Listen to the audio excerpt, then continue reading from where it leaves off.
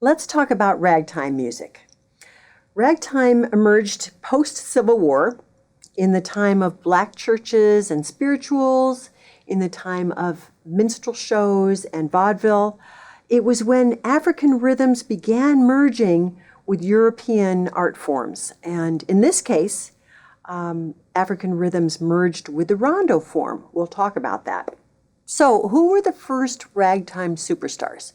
We usually think of Scott Joplin, which we will come back to, but I want to talk to you about Tommy Turpin. He was one of the first, and he was a virtuoso at the piano. He could play anything in ragtime. He wrote a piece called Harlem Rag, which came out in 1897.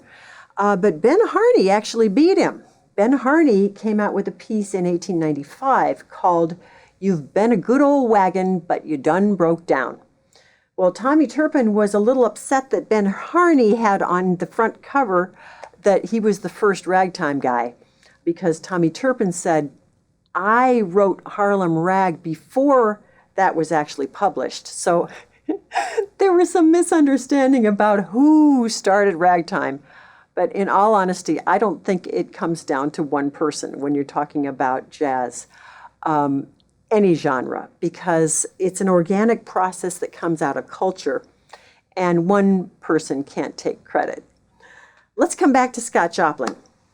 He was big because of many things. First of all, he was the first to introduce ragtime to the world at the World's Fair in Chicago in 1894. Scott Joplin was obsessed with creating a dignified black classical music, and he thought ragtime was what it was going to be. He wrote actually 2 operas. One of them was called A Guest of Honor, but we're very sad because the U.S. Copyrights Office lost it forever. He wrote a second opera called Treemonisha, and that one has kind of a sad story too, because he couldn't get it premiered. Nobody would premiere it for him, and he forced it into a premiere in Harlem in 1915 without a lot of help. Not very good staging, not top-notch musicians, and in all honesty, it flopped. This was really hard on Scott Joplin. He had high hopes for these operas. But he did have some success in his life. The Maple Leaf Rag was the first song to sell over 1 million copies. To put this in perspective, though, Joplin only got 1 cent on 25 cents. So you do the math. Over many years, that didn't necessarily make him a rich man. He did get a Pulitzer Prize in 1976, but he wasn't around to receive it. Let's talk about the aspects of ragtime. First of all, you need a strong, steady beat. That's the European influence. 1, 2, 3, 4. 1, 2, 3, 4. Or sometimes a waltz. Against that, you have a ragged rhythm. Da-dum, ba-dum, bum, against that steady beat. It's in the rondo form, usually, which means you've probably all heard of A, B, A. In this case, a rondo form is A, B, A, and then it leaps to another section, C, and maybe comes back to A, and then leaps maybe again to a D section. So lots of playing around with different sections and coming back to the original section. That's what rondo is. Ragtime was extroverted music, audience-friendly, amiable, optimistic. It didn't have swing, and it was in a moderate tempo, not too fast. I'd like to give you an example of this by playing a duet called Pioneer Rag. We have Heidi back. She's going to help with this ragtime piece, and then we're going to work together on an improv.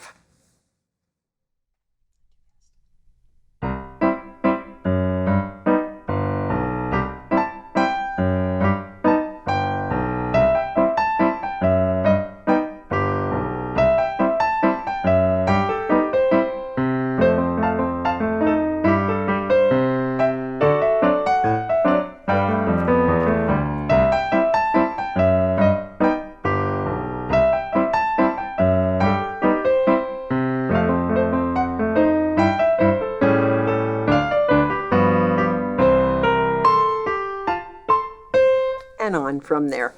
Okay, are you ready to improv and rag? I'm ready. Okay, first of all, we got to have a steady beat. So let's try this two ways.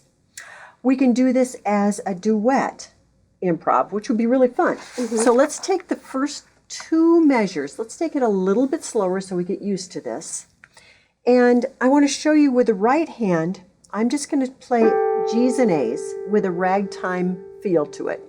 And we're just going to play this over and over again, these first two measures, and we'll see how that works. All right.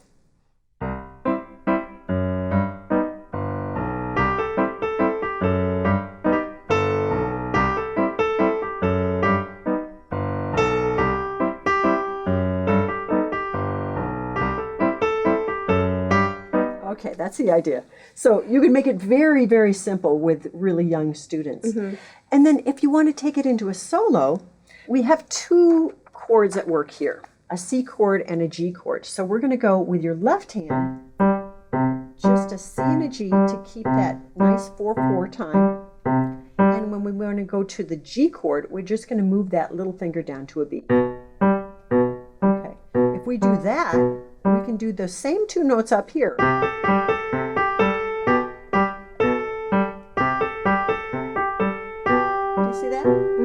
We can expand that. It gets kind of boring with just two notes. So we're going to go all the way up to 4 notes. So E, G, A, C with this. Do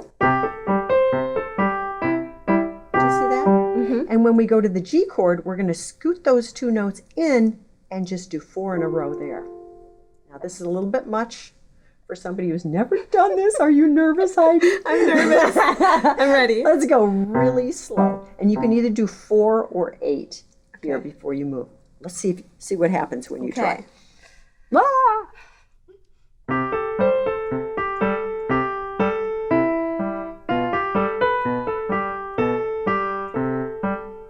Yeah, that was awesome. Try to complete that 4 before you come back to the C. Just work with that a little bit. Yeah. Do you feel like you can do that at home? I can do it. I can All work right, on that. go practice.